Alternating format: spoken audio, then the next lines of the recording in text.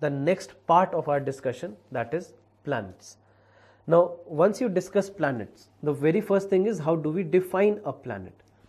Because if you remember, Pluto originally was called as a planet, but it was removed from planethood. So there were some reasons behind it, and the reasons can be seen in the definition. So when we talk about planets, planet is an astronomical body that is orbiting around the star. First of all, it should be massive enough to be rounded by its own gravity. So you want a spheroid or a sphere. Then is not massive enough to cause thermonuclear fusion. So there should not be any thermonuclear reaction that should be happening inside a planet. And then finally has cleared its neighboring regions of planetesimals. And this third point is where Pluto lost its planethood. So because Pluto is spherical in shape, Pluto is not massive enough to cause thermonuclear reactions inside it, but Pluto has not been able to clear off its neighborhood. And that is the main reason why it has been named as a dwarf planet. So instead of planet, now Pluto is called as a dwarf planet. Now, what do we mean by clearing the neighborhood? Imagine the Earth. Earth also has a neighbor, which is the moon. But the moon is revolving around the Earth.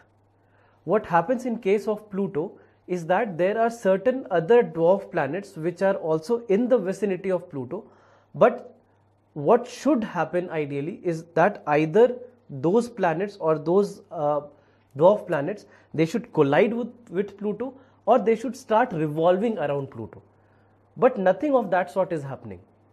They also have their orbits around the Sun along with Pluto, which is also in the vicinity. And that is why, because of this very thing, Pluto lost its planethood. Pluto became a dwarf planet, although the reason behind it was different. There is another planet, or you can say another dwarf planet, that is very similar to Pluto and is very close to Pluto, called as Eris. Now, this Eris originally was supposed to be, or thought to be, bigger than Pluto. Now, there was one debate that happened that if Eris is bigger than Pluto, why not call Eris also as a planet? Why is Eris not a planet but Pluto is a planet, although Pluto is smaller than Eris? So what was decided finally is that let's not consider even Pluto as a planet. And this definition came in 2006. So after that, Pluto was considered as a dwarf planet. But later, what was found that Eris actually is smaller than Pluto. So Pluto lost its planethood for nothing. So anyway, coming back to the discussion, now when we are discussing planets, we have 8 planets in the solar system. Pluto is not considered the planet anymore. Now let's start with the first planet that we have. Now just remember that once we start discussing these planets, the information, the basic information about these planets are not important. What is important are something which is unique to any planet. So for example, the information that you look here, what is the diameter or the mass or orbit distance, orbit period, all these things are not something which can be asked in the examination. But what can UPSC ask? UPSC can ask you which is the hottest planet of the solar system. Now, Mercury is the nearest planet to the Sun.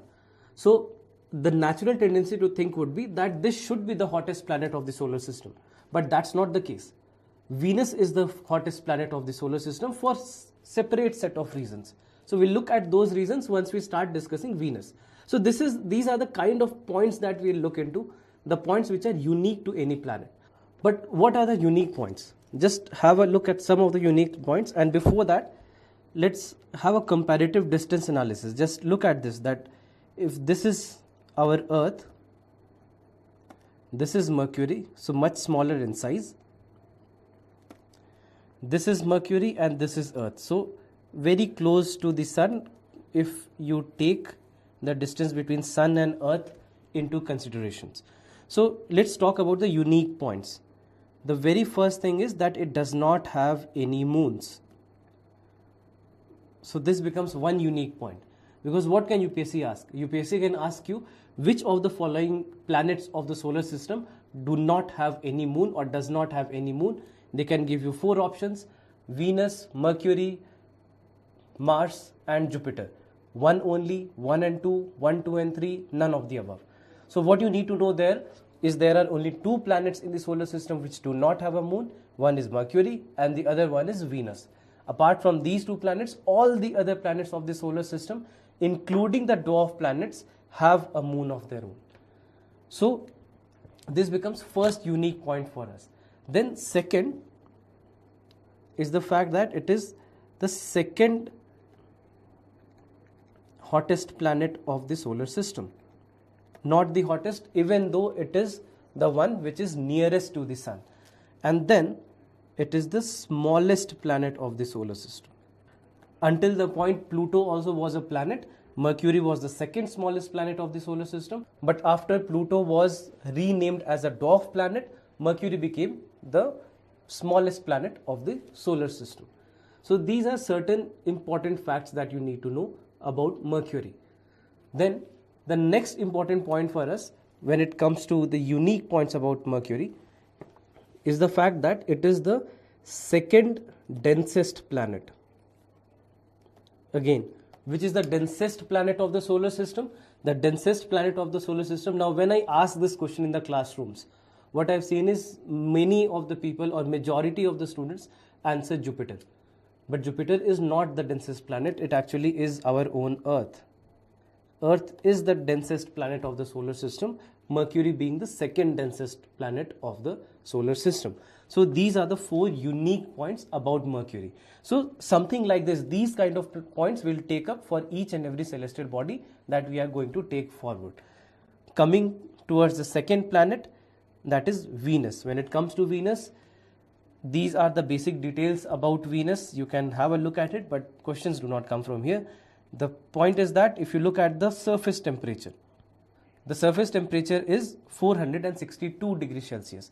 And if you look at Mercury's surface temperature, it ranges from minus 173 to 427 degrees Celsius. So that's why Venus is a hotter planet. And then look at the size comparison. It's almost similar to the planet Earth. Since this is the case, there are certain names that have been given to Venus. Look at the distance. This is Venus and this is our Earth. So distance wise it is second and closer to the Earth. So if I talk about the unique points that we have for Venus, the very first for me would be the fact that it is the hottest planet of the solar system. Now, when we say that this is the hottest planet of the solar system, just try to understand what would be the reason behind it. The most important reason that we have for something like this to happen is the presence of carbon dioxide. And this carbon dioxide is approximately 96 to 97% of the atmosphere of Venus. So now just think of the Earth. Our Earth has approximately 0.5% of carbon dioxide, and then we have such a huge role that it plays in climate change, and it is causing global warming. So all this is happening because of presence of carbon dioxide, which is even lesser than 1% in our atmosphere. But when you talk about Venus has 96 to 97% of carbon dioxide in its atmosphere. And that is one of the major reasons what makes Venus the hottest planet of the solar system. Then the second reason that is given for the same to happen is the tilt. So there is no tilt of Venus on its axis just as we have for the Earth. That is not the case with Venus. And that due to that what happens is there is no seasonal variation. And that increases the temperature or the surface temperature of Venus. So that is also a reason that is given behind it being the hottest planet of the solar system. So these two are the reasons that are working there. Then apart from that, another important aspect is that Venus rotates in the opposite direction to most planets. And what this means is that Venus is rotating in the opposite direction to that of the Earth. something which is also called as retrograde rotation. Now, a possible reason for this might be a collision that might have happened in the past with an asteroid or other object that would have caused the planet to alter its rotational path. Now, it also differs from most other planets in our solar system by having no natural satellites or moons, something that we just discussed. So, what is the second point that we have? Opposite direction of rotation. The third is again no moons, just as it was the case for Mercury. The fourth point, it is also known as morning or evening star, because it is visible during morning or evening times in our horizon. Then the next important point is that it is sometimes called as sister or twin planet to our Earth, because the size, the diameter of Venus is more or less similar to the diameter of the Earth, and that is why sometimes it is also called as a sister planet or a twin planet. Then again, you can say that it is the second brightest object in the night sky. Of course, our own moon is the brightest thing in the night sky. Venus becomes the second brightest thing which is seen on the night sky. Then, so these are the unique points that we have for Venus. Then the next planet that we have to discuss is our Earth. Now, when you discuss our Earth, I'm not going into the details of the Earth, because then you have read about the Earth in geomorphology part of geography. But some points, for example, one point that we had mentioned for the Earth was the fact that it is the densest planet. And I'm writing this down because this is one information that I have seen people forget, or the students forget, that it is the densest planet of the solar system. Apart from that, there are a few points that you can know. For example, one more point, if I have to note down, it could be the fact that Earth's rotation is slowing down. So the deceleration that is happening is something which is very less, approximately 17 milliseconds per 100 years. So although this rate at which this is occurring is not very perfectly uniform, but this is somewhat the rate that we have. Now this has an effect of lengthening our days, but it happens so slowly that it can be as much as 140 million years before the length of a day will have increased to 25 hours instead of 24 hours. So we do not have anything to worry as of now, but it is decreasing at the rate of 17 millisecond per 100 years. So this is the rate of deceleration, but something which is slightly important point, not a very important point. Moving on to the next planet that we have, that is Mars. So Mars is an important planet anyway, because of all the missions that are happening, everything that we are sending to Mars, that have become the reason. If you look at the number of moons that Mars has, it is 2, which are Phobos and Deimos. Then apart from that, if we come to the comparative analysis, you will see this is the size of Mars compared to the size of the Earth. The distance, if you look at, this is where Mars is and this is where our Earth is with respect to the Sun. So the first unique point about Mars is the fact that it is called as the red planet. So, and why do we call it a red planet? Is because of its appearance that we have, which we see from the Earth. This redness in color is because of mainly the presence of iron ores and iron minerals on the surface of Mars. Apart from that, most important thing that we have to know about it is the fact that it has the tallest mountain of the solar system among any planets, and which is called as Olympus. So Olympus actually is approximately 21,000 meters tall. So compare it with Mount Everest, which is just 8,848 meters tall. So that's why it has the tallest mountain of the solar system. Next important point that we have for Mars is that it has the largest dust storms. So when we say the largest dust storms, what exactly they mean is that these are the dust storms. We say largest because these can cover the entire planet and they last for days, they can last for months. So that's why we say that it has the largest dust storms in the solar system. Coming to the next planet that we have, which is Jupiter. Now when it comes to Jupiter, there are quite a few important points that we need to know, especially from prelims point of view. And if you look at these points, first of all, if we look at the comparison, if this is the size of Jupiter, this is our Earth. So now we have come to a planet which is much, much bigger than our Earth. So just look at this. This is where our Earth is, and compared to that, this is where Jupiter lies. So now we have gone to the other side of the solar system. So now why I call it the other side? Because all the planets from here are called as outer planets. And all these planets that we have discussed until now, they are called as inner planets. In between the outer and the inner planets, you have something called as the asteroid belt, which lies between Mars and Jupiter. So if we look at the unique points about Jupiter, first of all, something that you might all know, that it is the biggest planet of the solar system. Then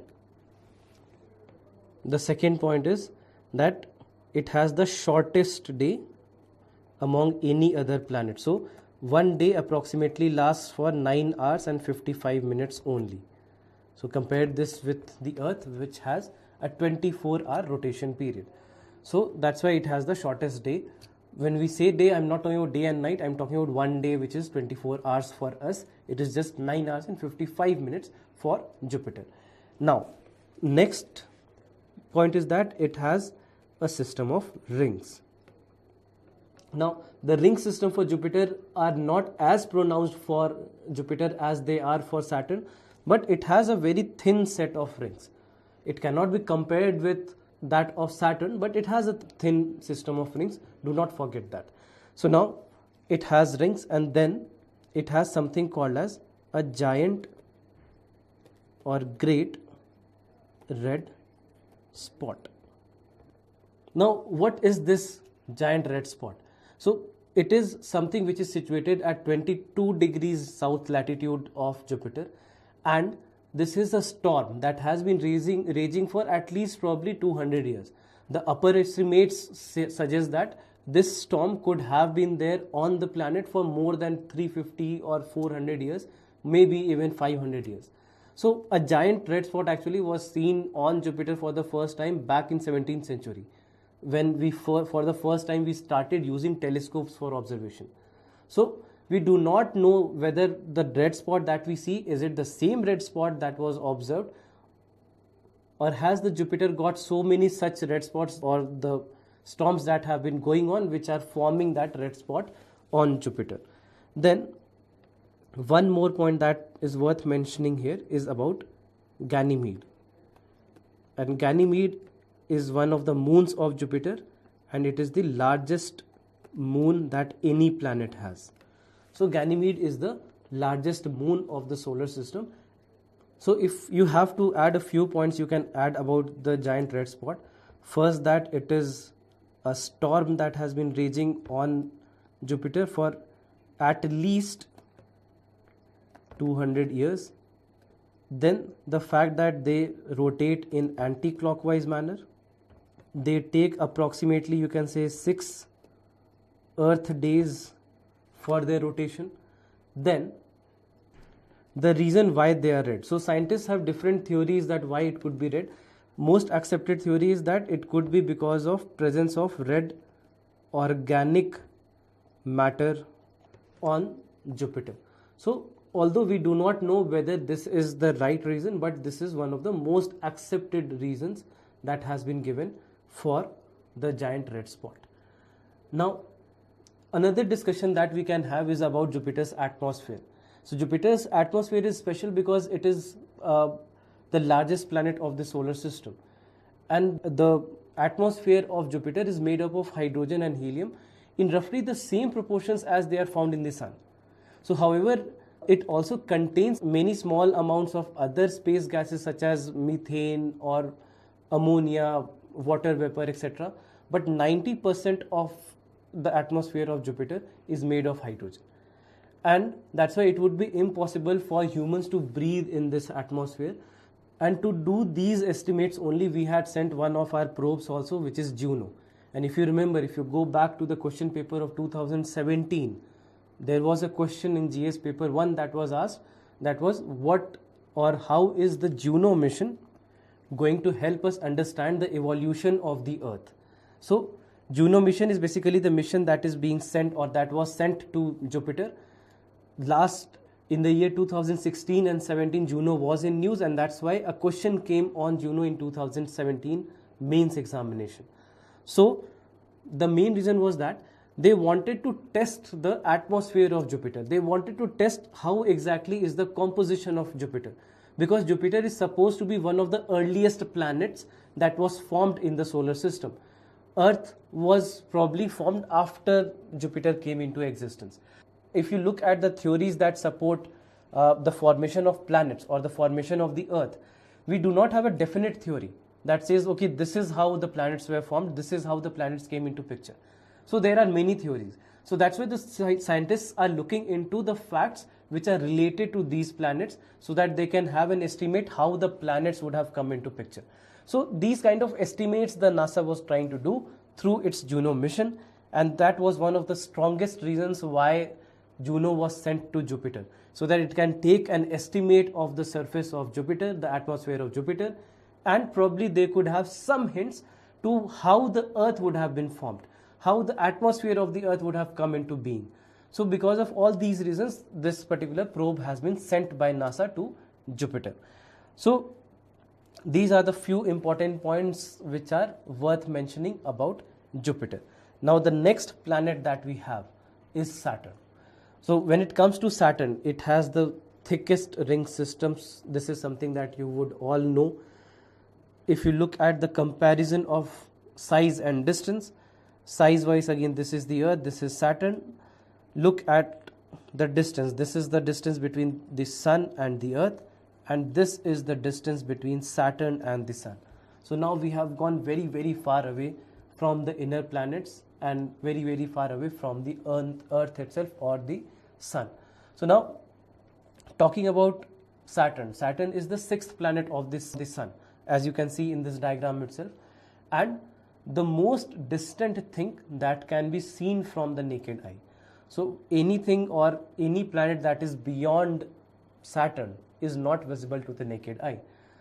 It is the second largest planet of the solar system, and of course it is best known for its ring system that was first observed by Galileo in 1600s, approximately 1610. Now the atmosphere of Saturn also is very similar to Jupiter. It also is made of hydrogen, helium and other gases, when methane also is one of the most important gases. So if we look at the important points about Saturn, the first thing is that Saturn is the last planet visible to naked eye. Then, so the next important point is that it is the flattest planet of the solar system. So why do we say it is the fattest planet? Because the ratio of the equatorial diameter to the polar diameter of Saturn is the highest. So basically the polar diameter is just 90% of the equatorial diameter. That makes it the flattest planet of the solar system. Now apart from that, another important point is that Saturn also has an oval shaped storm which is similar to Jupiter's. The region which are associated or around the North Pole have an hexagonal pattern of clouds, and scientists think that this would be a wave pattern in the upper clouds.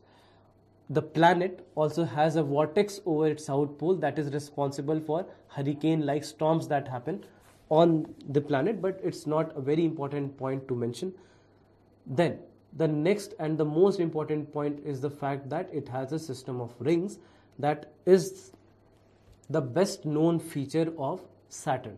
So the Saturn's rings are basically said to be made of chunks of ice and other carbon related material which are there in the vicinity of Saturn. The rings are something that stretch out for more than 100,000 kilometers, or approximately you can say 1,20,700 kilometers.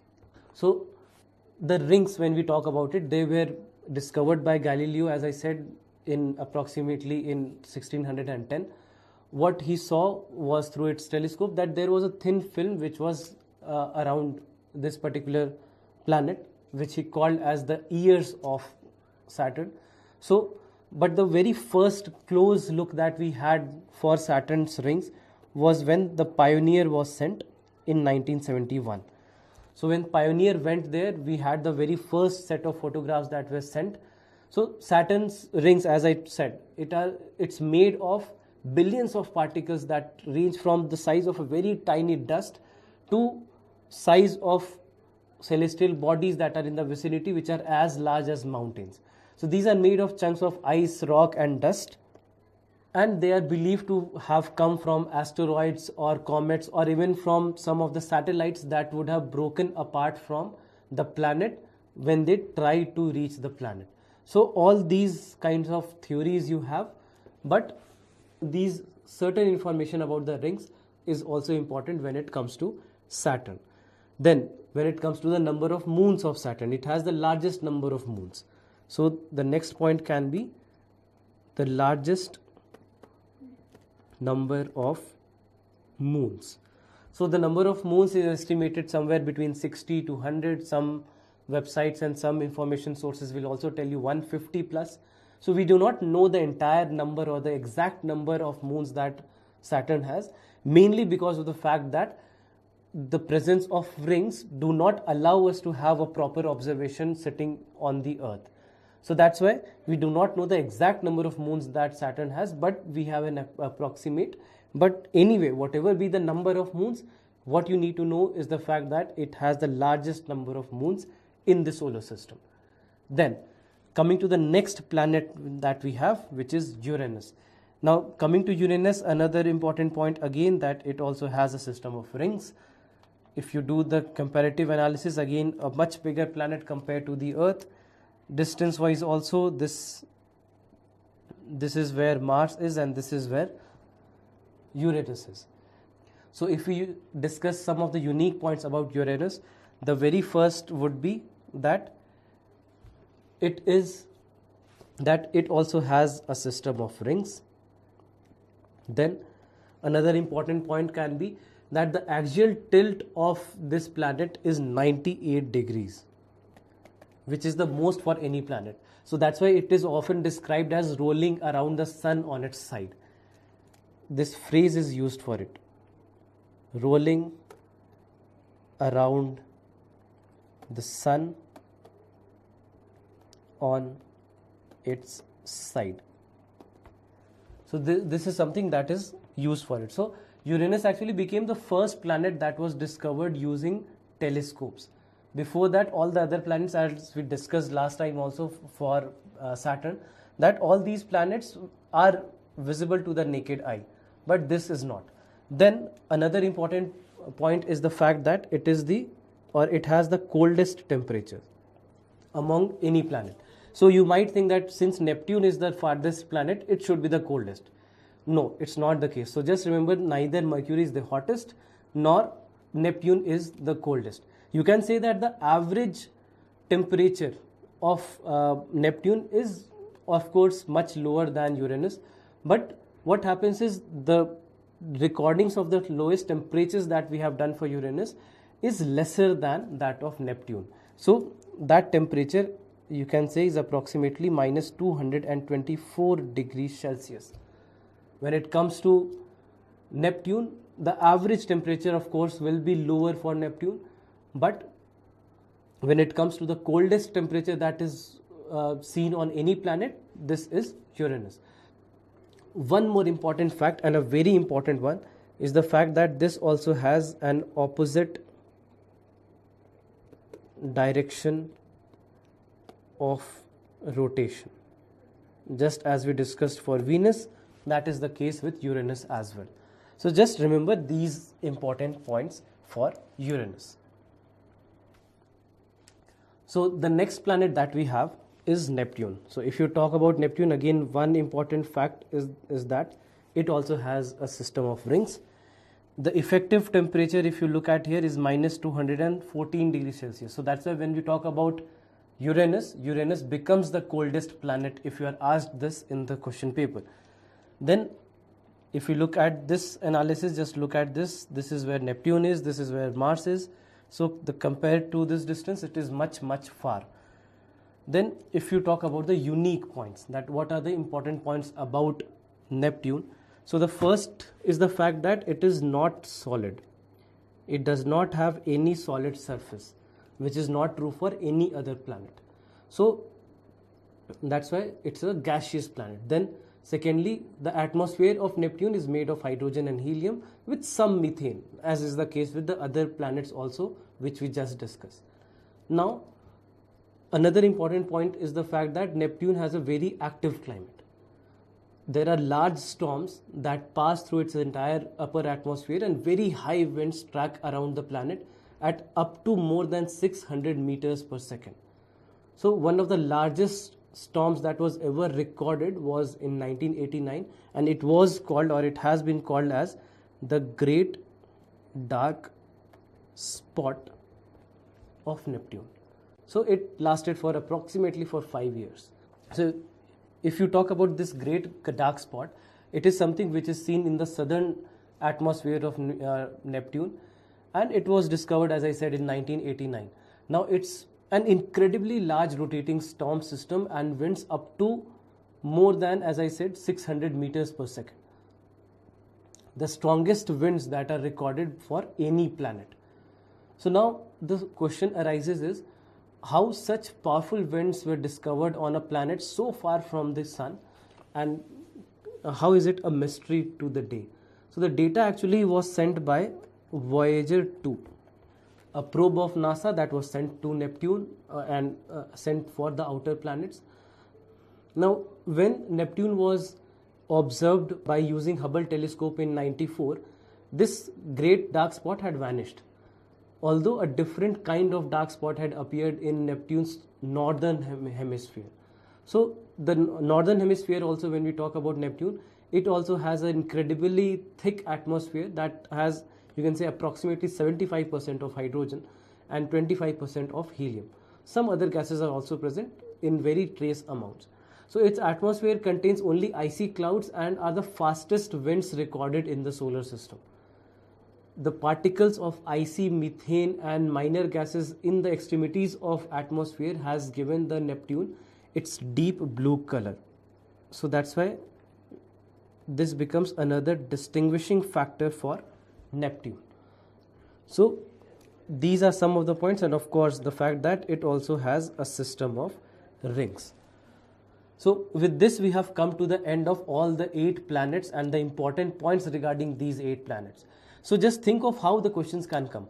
For example, they can ask you which of the following planets do not have a ring around them.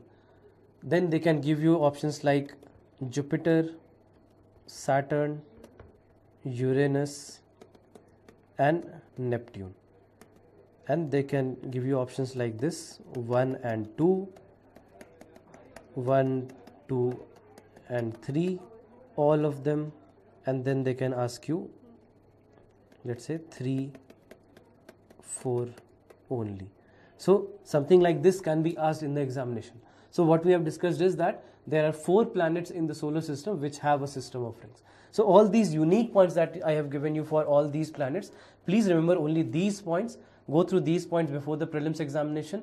No need to memorize this for the mains examination. Just from prelims point of view, these points can be important. Now the next set of celestial bodies that we have in the solar system apart from planets are dwarf planets. So what we discussed when we were discussing the planets is that there are certain conditions that have been laid down for defining a planet, and the same has been done for the dwarf planets also. So the first is that it should orbit the sun. Second, it has enough mass to assume a nearly round shape, which was true for the planets also. Has not cleared the neighborhood around its orbit. This is the fact that is distinguishing a dwarf planet from a planet, that it has not cleared the neighborhood around its orbit, and then of course it is not a moon. So the 5 recognized, or you can say the most important dwarf planets of the solar system are Ceres, Pluto, Eris, Makemake and Huma. Now out of these 5, Ceres lies in the asteroid belt and rest 4 are trans-Neptune, or they lie after Neptune. So this is the difference. Again, if we look at least 2 of them, at Ceres and Pluto are 2 important planets or dwarf planets for us. When you talk about Pluto, again, most important fact for Pluto, talking about Pluto is one unfortunate dwarf planet. It used to be a planet until 2006. In 2006, we changed the definition for a planet, and that is when Pluto changed from a planet to being a dwarf planet. Now, it was discovered in 1930, and at that point of time, it was classified as the 9th planet of the solar system. It is, of course, the largest dwarf planet that we have, but mass-wise, it is the second massive, because Eris is the most massive planet or most massive dwarf planet of the solar system. Now, when it comes to Pluto, another important fact that you can remember is the fact that it has 1/3, or it is made of water that comprises of 1/3 of the entire surface. So 1/3 of the surface of Pluto is water. Another interesting fact about Pluto is that it sometimes has an atmosphere. So when the elliptical path of Pluto takes it closer to the sun, its surface ice thaws and it forms a thin atmosphere which is primarily made of nitrogen, which slowly escapes the planet. It also has methane at some height above the surface, which starts to dissociate into hydrocarbons. And these hydrocarbons then fall to the surface of Pluto and coat the ice with a very dark covering. And when Pluto moves away from the sun, the atmosphere then again freezes back into its solid state. So sometimes it has an atmosphere. So if you look at the comparison again, this is your moon, this is our Earth, and this is Pluto. So even smaller than our moon. If you look at the distance, you are looking at 39.3 astronomical units. So if you remember, we talked about 1 astronomical unit is basically approximately 150 million kilometers. That is the distance between the sun and the Earth. So 1.5 AU is the location of Mars, and compared to that, it's 39.3 astronomical units. Coming to the next important dwarf planet that we have is Ceres. So Ceres is the largest object in the asteroid belt, that is between Jupiter and Mars, and this is one of the dwarf planets. As I said, the only dwarf planet that lies inside Neptune. All the other dwarf planets are outside Neptune's. So, and then finally, Ceres is made of 25% of the asteroid belts of the total mass of the entire asteroid belt. So these two for us are the important dwarf planets that we have. Apart from the dwarf planets, another set of celestial bodies that we have are satellites. So when it comes to the satellite, is an object that orbits or circles around a bigger object. So now see, satellite is a commonly confused term. Satellite can be natural and satellite can be man-made. So here strictly we are not talking about the man-made satellites, we are talking about the natural satellites. Now satellite by definition is any celestial body that is revolving around any other celestial body. So moon becomes the satellite for the earth, but technically in strict terms if you talk about it, earth is the satellite of the sun. But since we have a separate set of definition that has been given to the planets, that's why we do not call earth as a satellite, but we call another celestial body that are revolving around planets, those celestial bodies have been named as satellite. So for general understanding, just remember that when we discuss these satellites, we are actually talking about the objects which are, or the celestial objects which are revolving around any planet. But by definition, satellite can be any celestial body that is revolving around any other celestial body in the universe, right? So coming to the satellites, if you look at this picture, we have all the satellites or the important satellites for all the planets listed out here.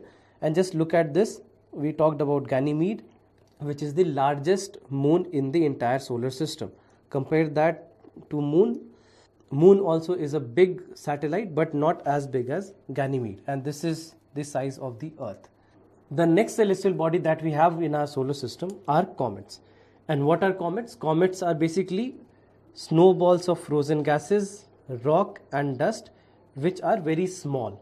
So what the comet contains are dust, ice, carbon dioxide, ammonia, methane, and all the other gases that are possible.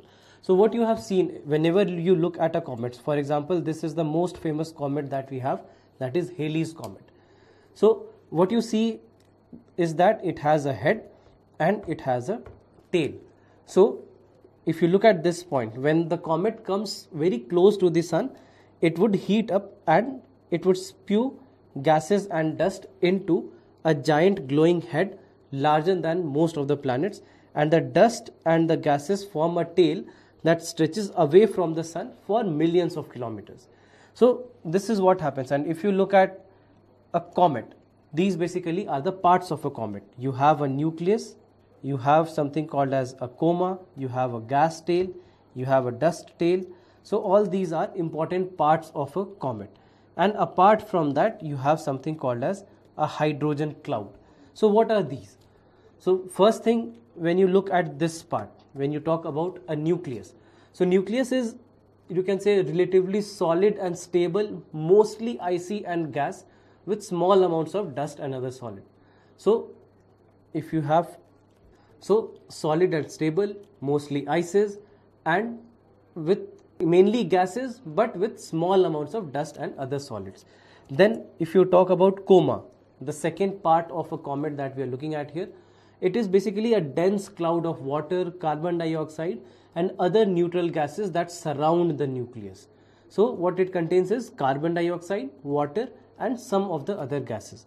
Then apart from that, you have something called as a hydrogen cloud, which you cannot see here in the diagram, but it is something which is very huge, millions of kilometers in diameter, but very sparse, and a kind of nucleus or a kind of envelope that surrounds the nucleus.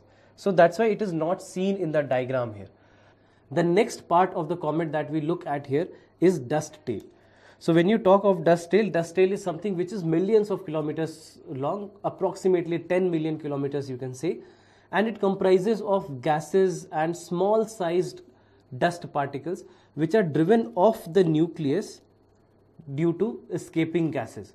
So what we see, when you see from the naked eye, this is the most prominent part of the comet that will be visible to you.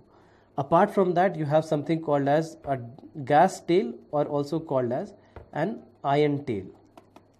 So gas tail or iron tail can also be several hundred kilometers or several hundred million kilometers long, and is composed of plasma and is laced with rays and streamers that are caused by interactions with the solar wind. So if you remember solar wind, we had talked about the fact that it hinders the atmosphere of many of the planets, it interacts with the magnetic fields of other planets, and it is also responsible for forming the gas or the iron tail on a comet. Next celestial body that we have here are asteroids. So when you talk about asteroids, they are what? They are small airless rocky worlds which are revolving around the sun and are too small to be called as a planet. So they cannot be defined as a planet. They are a separate set of celestial bodies that you have in the solar system. Now, when we talk of asteroids and what they are composed of or how they were made, you can look at this point. They are leftovers from the formation of our solar systems approximately 4.6 billion years ago. Early on, the birth of Jupiter prevented any planetary body from forming in the gap between Mars and Jupiter, causing small objects that were there to collide with each other and fragment into asteroids that are seen today. So this is how the formation of asteroid is supposed to have happened. So now when you talk of asteroids also, the most important fact is that most of the asteroids are located between Mars and Jupiter. But apart from these asteroids, there are some other asteroids also that we have, something which is called as a Trojan asteroid. And a Trojan asteroid is basically a kind of asteroid which gets associated with one of the planets. So instead of being in the region between Mars and Jupiter, they would be associated with one of the orbits of any of the planets. For example, Earth. Earth has a Trojan asteroid called 2010 TK7. This is a Trojan asteroid of the Earth. It is associated with the orbit of the Earth around the Sun. So how that happens, we'll have a discussion on it little later. Once we start the space technology, the second part of this module, we'll discuss that there. So this is what asteroids are. Apart from asteroids, you have something called as meteors, meteoroids and meteorites. So don't get confused between these three terms. What exactly they mean? If you look at this piece of information, a meteoroid is a small rock or particle of debris in our solar system. They range in size from dust to around 10 meters in diameter. Apart from that, you have something called as a meteorite and a meteor.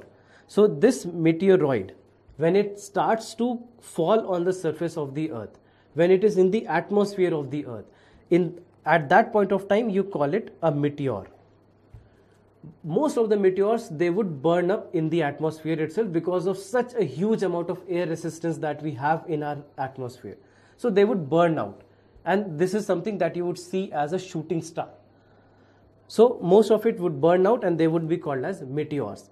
But some of the meteors would fall on the surface of the Earth, and that is when they would be called as a meteorite.